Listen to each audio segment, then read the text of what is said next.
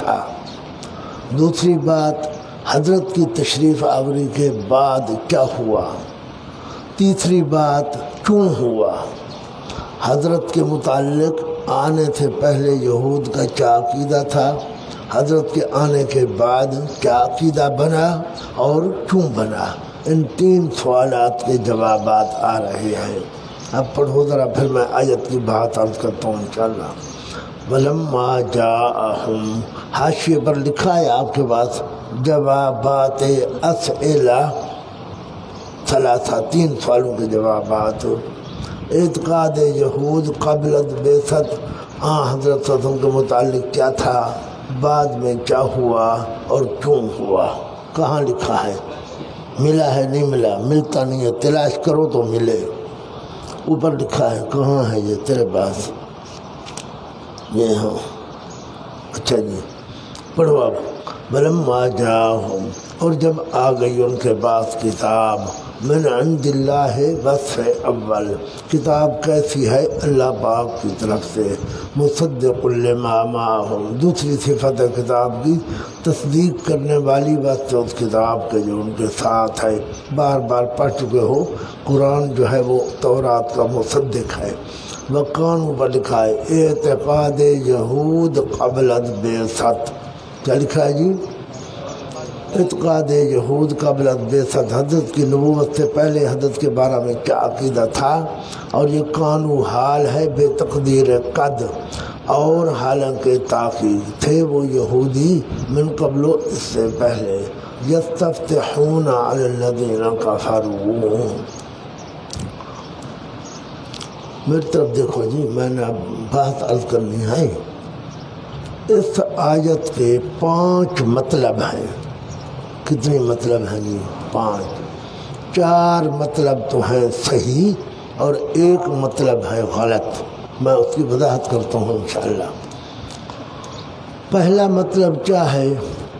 یستفتحون بمعنی یستخبرون، یستفتحون بمعنی یہ یہودی مولوی جاتے مکہ مکرمہ قریشیوں کے پاس، وہاں جا کر پوچھتے حال ولد فیکم مولود صفتہ کذا و کذا، حال ولد فیکم مولود صفتہ کذا و کذا، تمہارے اندر ان صفات والا لڑکا پیدا ہوا ہے، اس شکل والا، اس صفت والا۔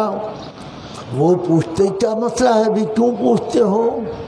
تو وہ جواب دیتے کہ وہ نبی بنے گا، یہ لڑکا جو پیدا ہوگا وہ نبی ہوگا اور ہم اس کے پہلے مرید بنیں گے، سمجھا؟ جا کر یستفتحون بمعنی یستخبرون، جا کر پوچھا کرتے تھے ان سے حال ولد فیکم مولود صفتہ کذا و کذا، آیا تمہارے اندر کوئی ایسا لڑکا پیدا ہوا ہے جس کی یہ صفات ہیں؟ وہ پوچھتے لیما، کیوں پوچھتے ہو؟ تو یہ کہتے انہ نبی، وہ نبی ہے اور ہم اس کے پہلے مرید بنیں گے، سمجھا جی؟ مانا کر رہا ہوں۔ وَقَالُوا مِن قَبْلُ، اور تھے وہ آج سے پہلے، خبریں طلب کیا کرتے تھے عَلَى الَّذِينَ عَنِ الَّذِينَ كَفَرُوا، ان لوگوں سے جو کافر ہیں، ان سے خبریں طلب کیا کرتے تھے۔ اب دوسرا معنی کر رہا ہوں، میری طرف دیکھو جی، یہ باب استفتاح کا، استفعال کا باب ہے۔ کون سا باب ہے؟ لیکن یہ بے معنی مجرد ہے، بے معنی فتح کے معنی میں ہے، اور فتح کا معنی اظہار، فتح کا معنی پرسوں ترسوں کے سبق میں پڑھا ہے، اتحدثونہم بما فتح اللہ، فتح کا معنی اظہارہ کیا تھا میں نے، یہ وہی بات ہے، سمجھ رہے ہو جی؟ کیا معنی؟ یہ یہودی جاتے اور مکے والوں سے کہتے کہ میاں اب آخر الزمان پیغمبر کا وقت آ گیا ہے، آخر الزمان پیغمبر کا وقت آ گیا ہے، وہ تمہارے اندر پیدا ہوگا اور وہ نبی بنے گا۔ پہلی توجیہ میں کیا تھا؟ پوچھتے تھے، اب اس توجیہ میں کیا ہے؟ بتاتے تھے۔ پوچھتے نہیں تھے بلکہ بتاتے تھے کہ نبی پیدا ہونے والا ہے، آخری نبی آنے والا ہے، اور وہ ہجرت کر کے آئے گا اور ہم اس کے پہلے مرید بنیں گے۔ سمجھ رہے جی؟ اب میں معنی کرو ذرا۔ وَكَانُوا مِن قَبْلُ، اور تھے وہ آج سے پہلے، يَسْتَفْتِحُونَ يُظْهِرُونَ، دھواں آ رہا ہے، میرا تو بولنا ہی مشکل ہوگا، سمجھو بات۔ یستفتحون بمعنی یظہرون، کیا کہا میں نے کہ یہ استفعال کا باب بمعنی مجرد فتح ہے، اور فتح کا معنی اظہار ہے۔ یستفتحون کا معنی یظہرون، اور تھے وہ اس سے پہلے ظاہر کیا کرتے تھے، بتلایا کرتے تھے، ظاہر کیا کرتے تھے ان لوگوں پر جنہوں نے کفر کیا، کافروں پر، مشرکوں پر، مکے والوں پر ظاہر کیا کرتے تھے، ان کو بتایا کرتے تھے کہ آخر الزمان پیغمبر آنے والا ہے۔ سمجھ رہے ہو جی؟ اکثر مفسرین نے یہ مطلب لیا ہے، اکثر مفسرین نے یہی مطلب لیا ہے جو میں نے ابھی دوسری نمبر پر عرض کیا ہے۔ کتنی توجیہ ہو گئی؟ اب تیسری توجیہ، یستفتحون یطلبون الفتح، یستفتحون کیا معنی؟ یہ یہودی لڑائیاں لڑتے تھے عربیوں کے ساتھ، غطفان کا قبیلہ اور دوسرے قبائل کے ساتھ ان کی لڑائیاں ہوتی تو یہودی ہو جاتے مغلوب اور وہ ہو جاتے غالب۔ پھر یہودی کہتے یا اللہ اللہم ابعث الینا نبیک، اے اللہ تو اپنا وہ پیغمبر بھیج جس کا نام تورات میں لکھا ہے، تاکہ ہم اس کے ساتھ مل کر ان کے ساتھ لڑائی لڑیں۔ سمجھ رہے ہو جی؟ یطلبون الفتح، فتح طلب کرتے، لیکن طلب کرنے کا معنی وہی ہے جو میں عرض کر رہا ہوں، جب جنگ لڑتے اور پھر مغلوب ہو جاتے تو پھر دعا کرتے یا اللہ اپنے اس آخری پیغمبر کو بھیج جس کو تو نے تورات میں تذکرہ فرمایا، تاکہ ہم اس کے ساتھ مل کر جہاد کریں ان کے ساتھ۔ سمجھ آیا تھی؟ کتنی توجیہ ہو گئی؟ کتنی توجیہ ہو گئی؟ 3۔ اب میں چوتھی توجیہ عرض کر رہا ہوں کہ یہاں نبی علیہ السلام مراد ہی نہیں ہے، یہاں نبی علیہ السلام، نبی علیہ السلام کا ذکر خیر ایک ورق بعد آیت نمبر 100 ہے، وہاں آ رہا یقصد نمبر، وَلَمَّا جَاءَهُمْ رَسُولٌ مِّنْ عِنْدِ اللَّهِ مُصَدِّقٌ لِمَا مَعَهُمْ، جہاں ہے وَلَمَّا جَاءَهُمْ کتاب، وہاں ہے وَلَمَّا جَاءَهُمْ رَسُولٌ۔ سمجھا؟ کیا مسئلہ ہے؟ آواز بہت خراب آ رہی ہے، تو مجھے تو پتہ نہیں چلتا آواز کا، وہ بندہ جو روزانہ صحیح کرتا تھا وہ بھی نہیں ہے، اب میں کیا کر سکتا ہوں؟ چوتھا قول جناب،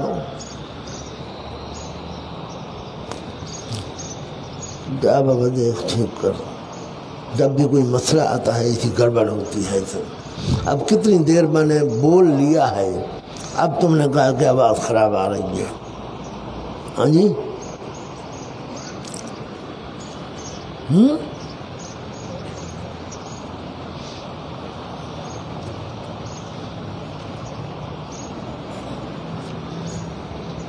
اچھا جناب، چوتھی توجیہ کیا ہے کہ یہاں نبی علیہ السلام مراد ہی نہیں ہیں، یہاں کتاب مراد ہے۔ کیا مراد ہے؟ اب دیکھو اندر دیکھو، ولما جاءہم کتاب ہے یا رسول ہے، صراحتاً کتاب کا ذکر ہے۔ اس کے بعد وَكَانُوا مِن قَبْلُ يَسْتَفْتِحُونَ عَلَى الَّذِينَ كَفَرُوا کے بعد فَلَمَّا جَاءَهُمْ ما ہے یا من ہے؟ اگر رسول مراد ہوتا تو من ہوتا ذوی العقول کا، کتاب مراد ہے تو ما غیر ذوی العقول آیا ہوا ہے، سمجھا نا صحیح؟ اس کے بعد دیکھو بئس ما اشتروا بہ انفسہم ان یکفروا بما انزل اللہ، اگر رسول مراد ہوتا تو ہوتا بے من ارسل اللہ، کیا ہوتا؟ تو یہاں تو بما انزل اللہ ہے۔ سیاق و سباق کے اندر کتاب کا ذکر ہے، نبی علیہ السلام کا کوئی ذکر اذکار نہیں ہے، اس لیے جہاں مراد ہی کتاب ہے، حضرت مراد ہی نہیں ہے۔ یہ توجیہ بھی بڑی شاندار ہے کیونکہ سیاق و سباق اس کے موافق ہے۔ اب میں 5ویں توجیہ عرض کر رہا ہوں، جو ملا مولوی آج کل توسل بالذوات المقدسہ کے قائل ہیں نا، جو کہتے ہیں کہ ذوات مقدسہ کا وسیلہ دینا جائز ہے، ہاں جی، فلانے کے واسطے فلانے کے واسطے فلانے کے واسطے، وہ لوگ کہتے ہیں کہ یہاں مراد یہ ہے کہ یہودی نبی علیہ الصلاۃ والتسلیم کا واسطہ دیتے تھے، کہتے تھے یا اللہ اپنے نبی کے واسطے سے ہمیں فتح عطا فرما، سمجھے جی؟ نبی علیہ السلام کا کیا دیتے تھے؟ واسطہ دیتے تھے۔ معلوم ہوا وسیلہ پکڑنا ذوات کے ساتھ جائز ہے، ہاں جی۔ پھر لوگوں کو یہ تاثر دیتے ہیں کہ وسیلہ بالذات جو ہے قرآن میں کھڑا ہے۔ کہاں کھڑا ہے جی؟ بولو تو صحیح، کیا مصیبت ہے؟ قرآن میں کھڑا ہے۔ کہاں ہے قرآن میں؟ وَكَانُوا مِن قَبْلُ يَسْتَفْتِحُونَ، سمجھا؟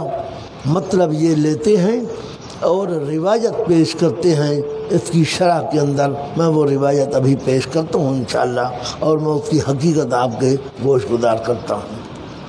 اب میں جواب عرض کر رہا ہوں۔ جواب یہ ہے کہ قرآن پاک کے ایک لفظ کیا ایک حرف سے بھی نہیں نکلتا کہ کسی کی ذات کا واسطہ دینا جائز ہے۔ کیا کہا میں نے؟ قرآن پاک کا ایک لفظ کیا بلکہ ایک حرف سے بھی یہ مسئلہ نہیں نکلتا کہ واسطہ دینا چاہے۔ یہ واسطے دینے والی بات نکل رہی ہے اس روایت سے، کیسے سے؟ قرآن سے نہیں بلکہ، اور روایت موضوع اور من گھڑت اور جعلی ہے۔ روایت موضوع من گھڑت اور جعلی ہے، کوئی اس کی حقیقت میں ابھی بتاتا ہوں انشاءاللہ۔ علم جہل ہے، سمجھانا تھے۔ بلکہ قرآن پاک کی اس آیت کے اندر تمہاری تفسیر کے علاوہ کتنی تفسیریں ہیں؟ 4، اور وہ تفسیریں وہ ہیں جو مفسرین کرام نے ذکر فرمائی ہیں، اور وہ تفسیریں مؤید بالقرآن ہیں۔ کیا ہیں؟ اور قانون اذا جال احتمال باطل الاستدلال، جب کسی کلام کے اندر اور احتمال آ گیا تو اسے اپنی دلیل میں پیش نہیں کر سکتے۔ دلیل وہ دینی چاہیے جس میں ایک ہی مطلب ہو جو تمہارا ہے، سمجھا نا تھی؟ قرآن پاک کی کسی آیت سے لفظ سے نہیں نکلتا، یہ مطلب نکلتا ہے اس روایت سے، اور روایت کیا ہے؟ موضوع اور جعلی اور من گھڑت ہے۔ اور اس آیت کی تفسیر کے اندر تمہاری تفسیر کے علاوہ کتنی اور احتمال ہیں؟ 4، اور وہ ہیں جو مفسرین کرام نے ذکر فرمائے، اور جناب وہ مؤید بالقرآن ہیں۔ وہ کیا ہیں؟ سمجھا تھی؟ اس لیے اذا جال احتمال باطل الاستدلال۔ اب میں اس روایت پر آ رہا ہوں۔ اصل بات تو یہ ہے کہ وہ روایت کیسی ہے، سن لو ذرا تفصیل کے ساتھ۔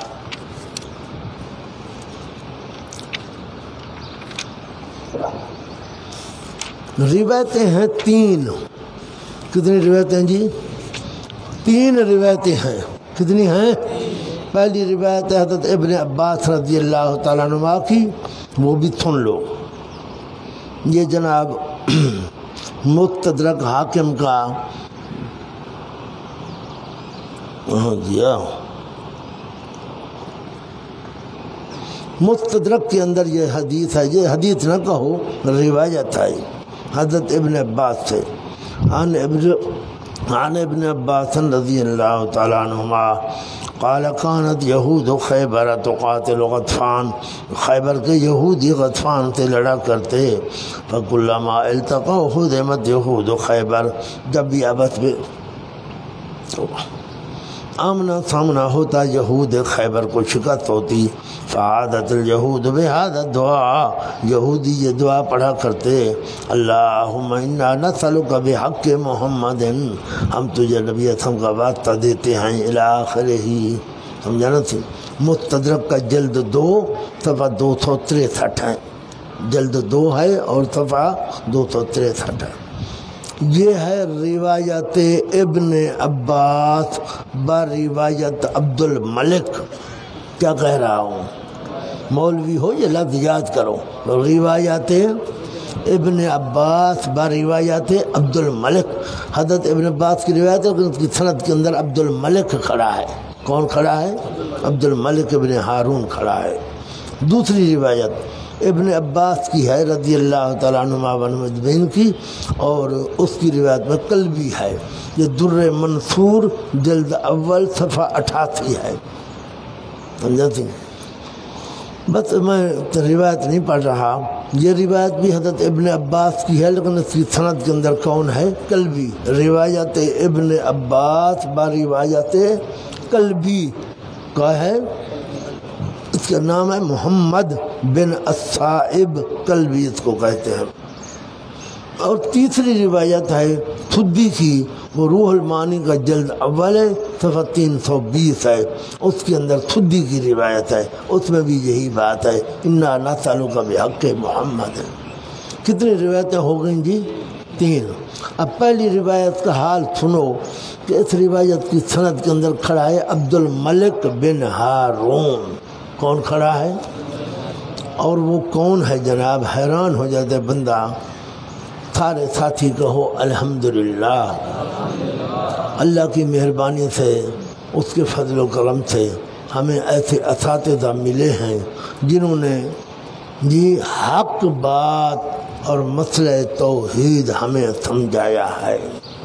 اب اندازہ فرماؤ، بڑے بڑے مولوی اس روایت کو لے کر پھر رہے ہیں، حضرت ابن عباس کی روایت ہے، حضرت ابن عباس کی روایت ہے، یہ نہیں بتاتے ظالم کہ اس کے اندر بندہ کون کھڑا ہے، سند کے اندر کون کھڑا ہے، سند کے بغیر روایت مقبول ہے کیا؟ اس لیے تو عبداللہ ابن مبارک رحمہ اللہ نے فرمایا الاسناد من الدین ولولا الاسناد لقال من شاء ما شاء، سند دین کا حصہ ہے، سند اگر سند نہ ہوتی تو جس بندے کی جو مرضی آتی کہہ دیتا۔ عیسائی اور موسوی دین اس لیے برباد ہوا کہ ان کے پاس سند نہیں تھی۔ اب اس سند کے اندر کون کھڑا ہے جناب؟ عبد الملک، کون؟ ہاں عبد الملک ابن ہارون، پڑھو اب سنتے آؤ۔ یحییٰ ابن معین کہتا ہے کذاب ہے، کون ہے؟ کیا ہے جی؟ میں نے پہلے بھی بتایا، ایک ہے کاذب مانا جھوٹا اور ایک ہے کذاب مانا بہت بڑا جھوٹا۔ ابو حاتم کہتا ہے متروک، ہم نے اس کو چھوڑ دیا ہے، محدثین نے اس کو چھوڑ دیا ہے، ذاہب الحدیث ہے، اس کی حدیثیں بالکل ختم ہیں۔ ابن حبان کہتا ہے یاذا الحدیث، یہ حدیثیں اپنی طرف سے گھڑا کرتا تھا۔ آؤ جی، کذاب ہے اور حدیثیں گھڑا کرتا تھا، تو ایسے بندے کی روایت مقبول ہے یا مردود ہے؟ ہاں جی، آپ نے پڑھا ہوا ہے کہ نبی علیہ السلام کا فرمان ہو عصر کے بعد بھی اینک والا نیند کر رہا ہے، جس کو میں دیکھ رہا ہوں، رتی ٹوپی والا، اینک والا، اب بھی نیند کا وقت ہے تیرا، توجہ کرو۔ آپ نے پڑھا ہوا ہے کہ حدیث ہوئے کیا ہوئے خبر واحد صحیح سند، خبر واحد ہوئے سند کیا ہوئے صحیح ہوئے، تو وہ بھی عقیدے میں کام نہیں دیتی، عقیدے میں کام دیتی ہے قرآن کی آیت خبر متواتر یا مشہور۔ جب نبی کا فرمان عقیدے میں کام نہیں دیتا تو کذاب بندے کی روایت کام دے گی؟ انصاف ہے یہ یا ظلم ہے؟ کہتے ہیں ابن عباس کی روایت ہے، ابن عباس کی روایت ہے، بڑے بڑے ملا کہتے ہیں جی اس نے 40 سال حدیث پڑھائی، اس نے 50 سال حدیث پڑھائی، اس کو پتہ نہیں ہے، تجھے پتہ چل گیا ہے۔ ہاں جی، اب دیکھو میں حوالے پڑھ رہا ہوں آپ کے سامنے ہے، اور سنو۔ سعدی کہتا ہے دجال کذاب، دجال سعدی کہتا ہے عبد الملک دجال ہے، کذاب ہے۔ آؤ جی، دجال کذاب کی روایت موضوع ہے یا صحیح ہے؟ ہاں جی، پھر کوئی مولوی کہے کہ ابن عباس کی روایت ہے، ابن عباس کی روایت ہے، تو وہ مولوی جھوٹ بول رہا ہے سچ بول رہا ہے؟ ہاں، جھوٹا ہے، پکا پکا جھوٹا ہے جو یہ روایت پیش کرتا ہے، یہ روایت جھوٹی ہے، یہ روایت موضوع ہے، اس میں وہ راوی ہے جو دجال بھی ہے کذاب بھی ہے۔ سمجھ رہے ہو جی؟ جاذا الحدیث، حدیث گھڑا کرتا تھا۔ دوسری روایت حضرت ابن عباس کی ہے قلبی کی سند کے ساتھ۔ کس کے ساتھ؟ یہ اس کا نام ہے محمد۔ کیا نام ہے؟ کیسا اچھا نام ہے؟ اچھا نام ہے یا برا نام ہے؟ اچھا نام ہے یا بڑا اچھا نام ہے؟ اچھا نام ہے، سمجھا؟ لیکن یہ قلبی کافر تھا۔ کیا تھا؟ ہاں، میں نہیں بول رہا، کتابوں میں لکھا ہے، یہ قلبی کیا تھا؟ کافر تھا یہ۔ اب آؤ سنو، اب اللہ اکبر۔ معتمر ابن سلیمان اپنے والد سے نقل کرتے ہیں کہ کوفے کے اندر قذابان دو جھوٹے رہا کرتے تھے، احدہم القلبی، ان میں سے ایک قلبی ہے اور دوسرا سدی۔ ایک قلبی، دوسرا قذاب یا کاذب؟ اچھا جی۔ او یحییٰ بن معین کہتے ہیں لیس بشیء، کچھ بھی نہیں ہے، لیس بشیء، یہ کچھ بھی نہیں ہے، سمجھا نا تھی؟ آگے بلکہ ابو عمرو بن العلا کہتا ہے اشہد ان القلبی یا کافر، میں شہادت دیتا ہوں کہ قلبی کافر آئے۔ قلبی کیا ہے؟ حیرانگی کی بات ہے، ملتا مجھے تو حیرانگی اس بات پر آتی ہے کہ بڑے بڑے مولوی یہ روایتیں لے کر لوگوں کا دماغ خراب کر رہے ہیں، اور حال یہ کہ راوی کون ہے؟ کافر ہے۔ آگے چلو جی، بڑی عجیب بات آ رہی ہے کہ یہ قلبی کہا کرتا تھا کان جبریل یوحی الی النبی صلی اللہ علیہ وسلم، جبریل حضرت کے بعد وحی لایا کرتا تھا۔ ایک دن نبی علیہ السلام لے حاجتی، اپنی ضرورت کے لیے باہر تشریف لے گئے اور حضرت علی بیٹھ گئے تو جبریل وحی لے آیا حضرت علی کی طرف۔ کس کی طرف وحی لے آیا؟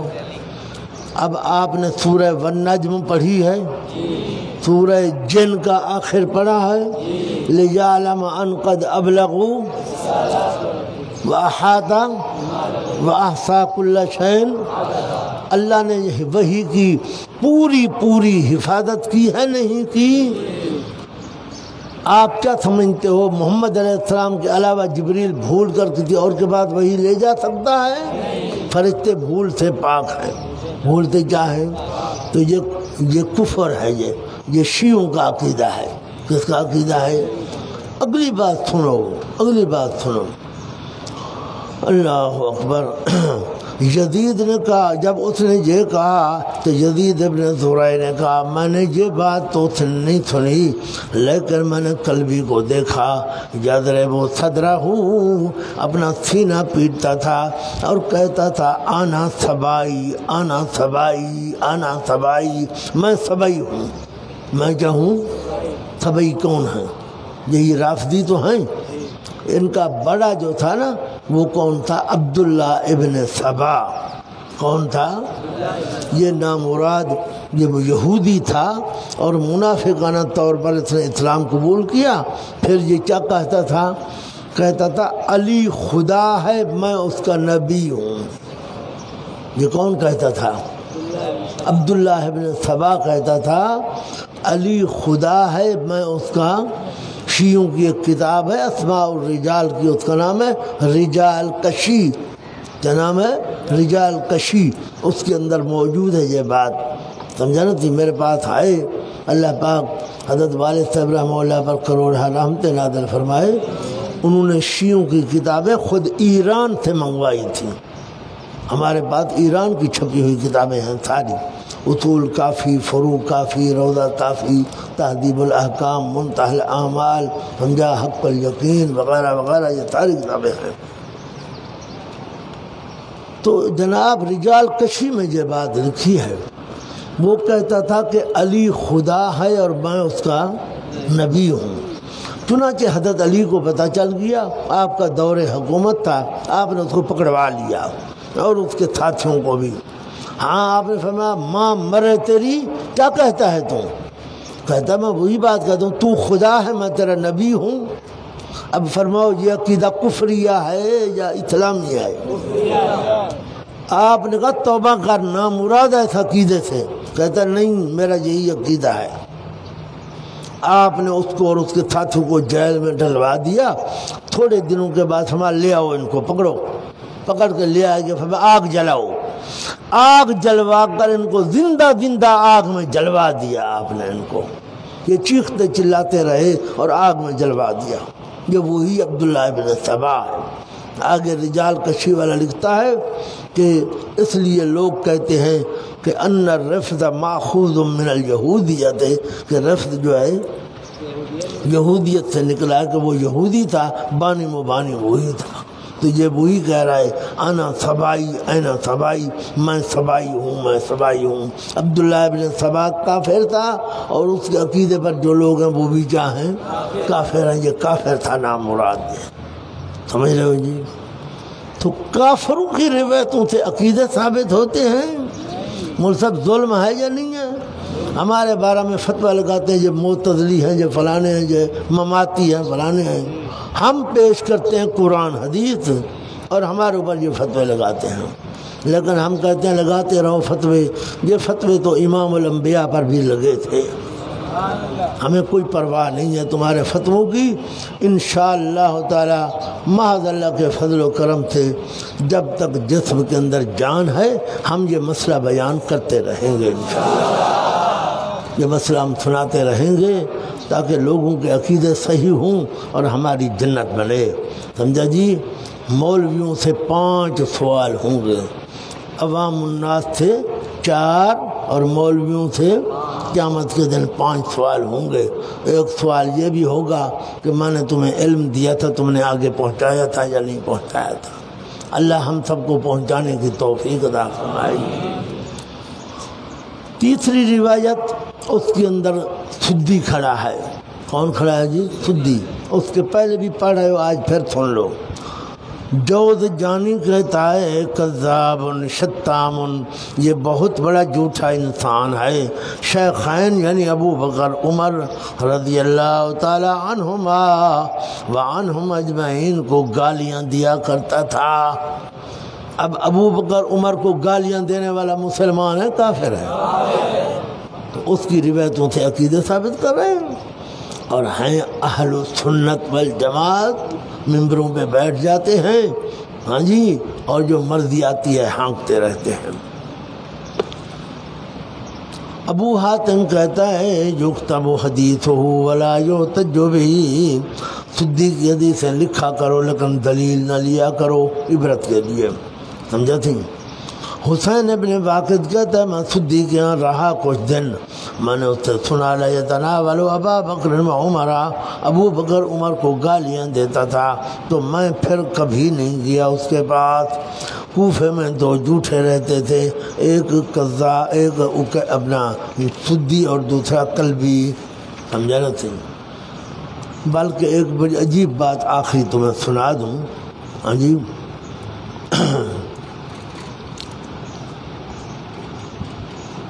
شعبی ہے نا، شعبی، عامر شعبی، یہ تابعی ہے. یہ اس نے جناب 500 صحابہ سے حدیث پڑھی ہے. کتنی صحابہ؟ 500 صحابہ کے پاس شعبی نے حدیث پڑھی ہے، اور دیکھا تو بہتوں کو ہے، دیکھا تو اوروں کو بھی ہے. 500 صحابہ کا شاگرد ہے یہ، اور یہ امام اعظم ابو حنیفہ رحمہ اللہ کا استاد ہے. سمجھا؟ اس کے سامنے کسی نے کہا سدی کے بارے میں، قد اعطی حظا من علم القرآن، سدی کو اللہ نے قرآن پاک کے علم کا بہت بڑا حصہ عطا فرمایا. شعبی بول پڑا، کہتے قد اعطی حظا من جہل القرآن، قرآن کی جہالت کا اس کو حصہ ملا ہے. قرآن کے علم کا حصہ نہیں ملا، بلکہ قرآن کی جہالت کا اس کو حصہ ملا ہے. یہ تہذیب التہذیب کا جلد اول ہے، صفحہ 313 ہے. سمجھا نا تھے؟ اللہ اکبر کبیرہ. بہرحال یہ مسئلہ توسل والا قرآن سے نہیں نکلتا بلکہ روایت سے نکلتا ہے. اور روایت کا حال آپ نے پڑھ لیا. کتنی سندیں ہیں؟ 3. پہلی میں کون ہے؟ عبد الملک ابن ہارون، دوسری میں کلبی، تیسری میں سدی. اب بھی مسئلہ تو بتاؤ ہمیں، مسئلہ کیا ہے کہ توسل بالذوات المقدسہ جائز ہے یا نہیں؟ اب میں آپ کو کتابوں کا نام شمار کر کے سنا رہا ہوں. الضرور المختار، کیا کہا؟ جلد 5 صفحہ 254. تبیین الحقائق شرح کنز الدقائق جلد 6 صفحہ 31. ملتقى الانہر جلد 2 صفحہ 554. شرح وقایہ جلد 4 صفحہ 59. کشف الحقائق شرح کنز الدقائق جلد 2 صفحہ 240. فتاوی ہندیہ جلد 5 318. ہدایہ جلد 4. فتح القدیر کا جلد 8 صفحہ 132. عینی شرح کنز جلد 4 صفحہ 236. بحر الرائق شرح کنز الدقائق جلد 8 صفحہ 207. درر الحکام جلد اول صفحہ 321. بزازیہ جلد 6 صفحہ 351. ہاں جی، تحتاوی جلد 4 صفحہ 199. ان سب کتابوں حنفیوں میں کیا لکھا ہے یہ عبارت میں پڑھ رہا ہوں، یہ عبارت سن لو. ان ابھی وقارہا قولہ بحق رسولک و انبیائک و اولیائک، اور مکروہ تحریمی یعنی حرام ہے بحق رسولک و انبیائک و اولیائک کہنا، یا بحق البیت کہنا، لأنہ لا حق للمخلوق علی الخالق، کیونکہ مخلوق کا کوئی حق نہیں ہے اللہ پاک پر. بحق کا واسطہ دینا جائز، مکروہ تحریمی منع حرام ہے. کیا ہے جناب؟ ان سب کتابوں میں لکھا ہے. بلکہ ابو یوسف رحمہ اللہ نقل کرتے ہیں، ابو حنیفہ سے فرماتے ہیں، لا ينبغي لأحد أن يدعو الله إلا به، نہیں لائق کسی بندے کو یہ کہ پکارے اللہ کو مگر اس کے ساتھ اے بے ذات ہی و صفات ہی و اسماء ہی، اللہ کو واسطہ دے اللہ کی ذات کا، اللہ کی صفات اور اس کے ناموں کا. کہے یا اللہ تجھے تیری ذات کا واسطہ ہے، یا اللہ تجھے رحمان ہونے کا واسطہ ہے، رحیم ہونے کا واسطہ ہے، حنان منان ہونے کا واسطہ ہے، غفور اور تواب اور شکور ہونے کا واسطہ ہے. اللہ کو اللہ کی ذات کا واسطہ دو، یا اللہ کو اللہ کی صفات اور اسماء کا واسطہ دو، اور کسی چیز کا واسطہ دینا جائز. ویسے تو حنفی بن جاتے ہیں جب رفع دین کا مسئلہ آتا ہے قرات خلف الامام کا، اور اس مسئلے میں حنفی کہاں گئے، ابو حنیفہ کہاں گیا؟ شرح وقایہ میں ہے جو تم پڑھتے ہو، ہدایہ جلد رابع میں ہے جو تم پڑھتے ہو، صاف لکھا ہوا کسی کا واسطہ دینا جائز نہیں ہے. بس آخر دعوانا الحمدللہ رب العالمین.